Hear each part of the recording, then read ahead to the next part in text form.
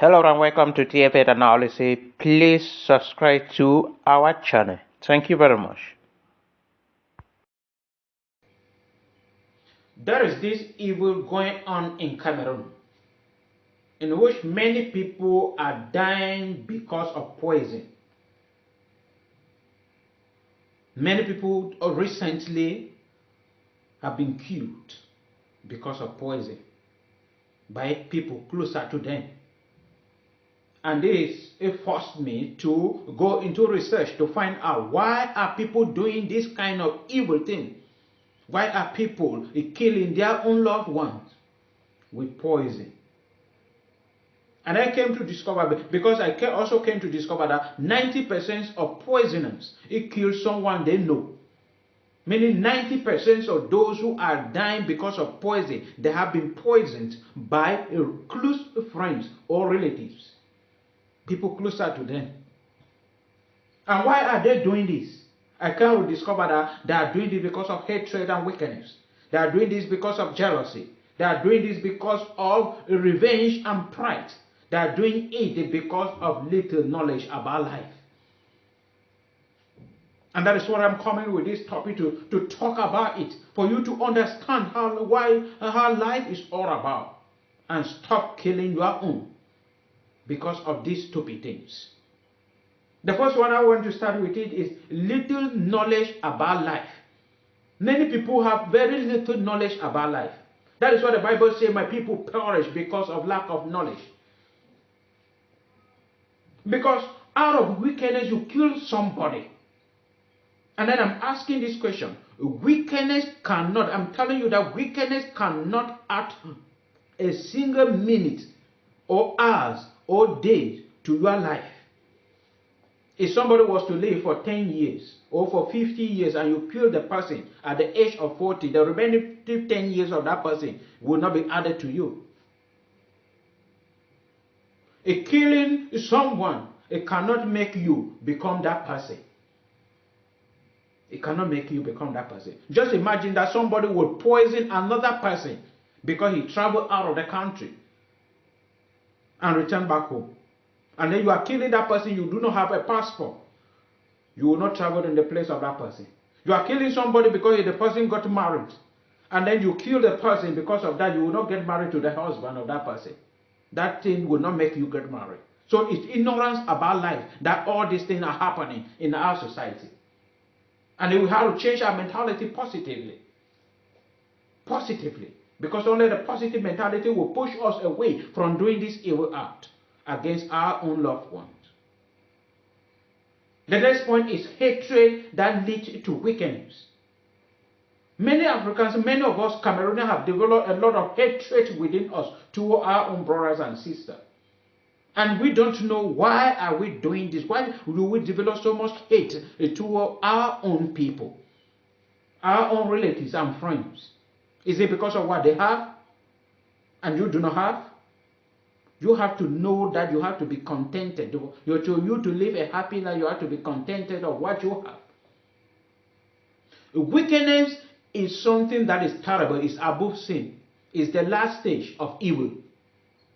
And wickedness deceives those who are perishing. So if you are at the point of doing wickedness, know that you are at the point of perishing.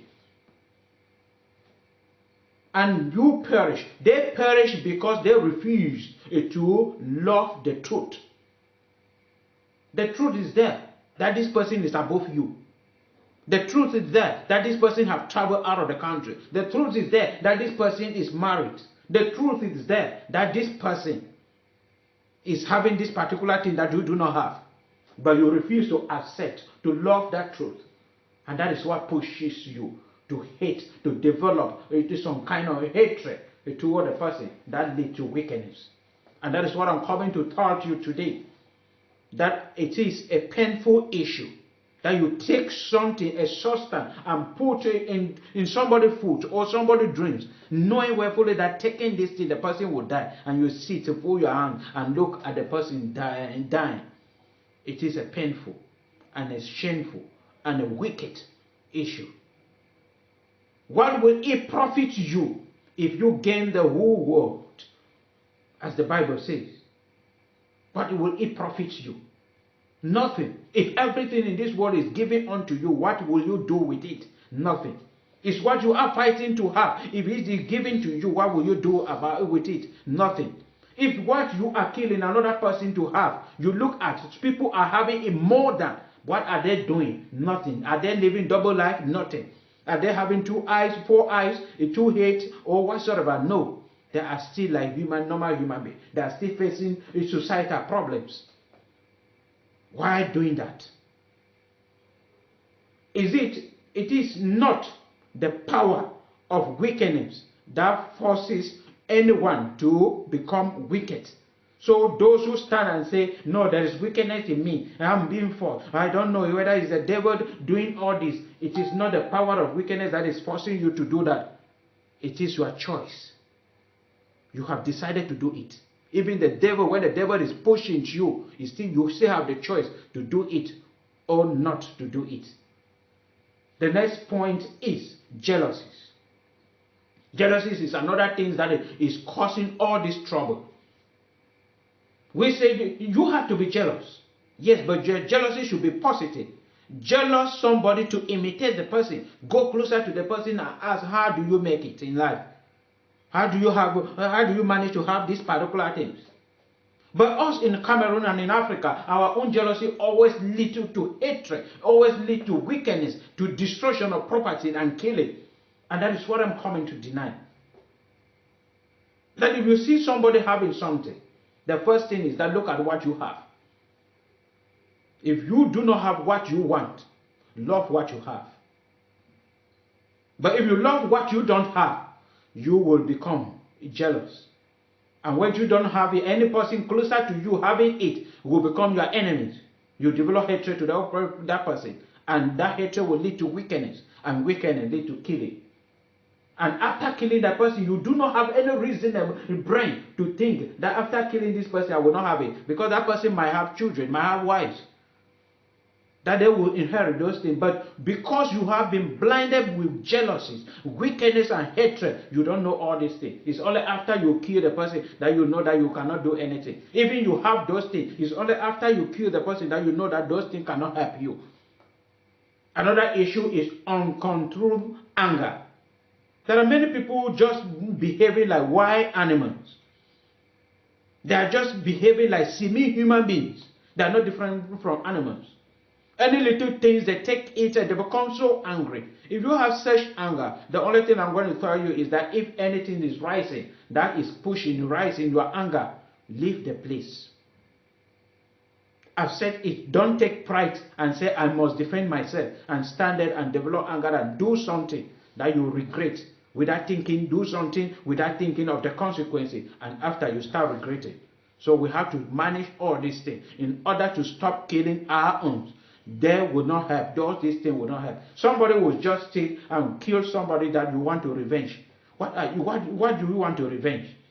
Maybe the person wants to do something that hurts you, and you want to revenge by killing that person. That will not help. If the person may be killed, you have somebody closer to you, you kill the person, that your person will not come back to life. So you have to think about that.